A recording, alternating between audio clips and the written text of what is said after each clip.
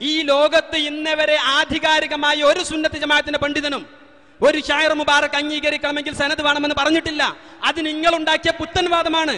ഇബ്നു തൈമിയയിൽ നിന്ന്, ഇബ്നു ബാസിൽ നിന്ന് നിങ്ങൾ കടമെടുത്ത, ഇന്നത്തെ കേരളത്തിലുള്ള വഹാബികളിൽ നിന്ന് നിങ്ങൾ കടമെടുത്ത ആശയമാണത്. നിങ്ങൾക്കറിയാം, നമുക്ക് ഈ കേരളത്തിൽ ജീവിക്കുന്ന എല്ലാവർക്കും അറിയാം, കേരളത്തിലെ ഇതര പുത്തൻവാദികളെല്ലാം തന്നെ ഷായർ മുബാറക്ക് കൊണ്ട് ബറക്കത്തെടുക്കുന്നതിന് അംഗീകരിക്കുന്ന വിഭാഗം അവരിലുണ്ട്. പക്ഷേ അവർ പറയുന്ന ഒരു മാനദണ്ഡം, സനദ് കൊണ്ട് ഹദീസ് എങ്ങനെയാണോ സ്ഥിരപ്പെടേണ്ടത് ആ സ്ഥിരപ്പെടേണ്ട സനദ് പ്രകാരം സ്ഥിരപ്പെട്ടെങ്കിലേ ഞങ്ങൾ അത് അംഗീകരിക്കൂ എന്ന്. അതേ ഒരു വാദമാണ് നിങ്ങൾ ഇന്നവരെ കേരളത്തിൽ പറഞ്ഞത്. അതേക്കുറിച്ചാണ് ഞാൻ ചോദിച്ചത്. നിങ്ങളെ സംബന്ധിച്ചിടത്തോളം സനദുമായി ഞങ്ങൾ വരണോ വേണ്ടേ? അതാണ് ഞങ്ങൾ ചോദിക്കുന്നത്.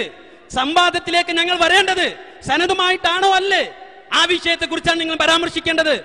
അത് ഇവിടെ നിന്ന് തീരുമാനമാകാതെ നിങ്ങൾ അവിടെ വെച്ചുകൊണ്ട് സനദ് എന്ന് ചോദിച്ചാൽ ആ സനദ് അംഗീകരിക്കപ്പെടാതെ, ആ സനദിന്റെ വിഷയത്തിൽ തീരുമാനമാവാതെ എങ്ങനെയാ ഞങ്ങൾ നിങ്ങൾക്ക് മുമ്പിൽ വായിക്കേണ്ടത്?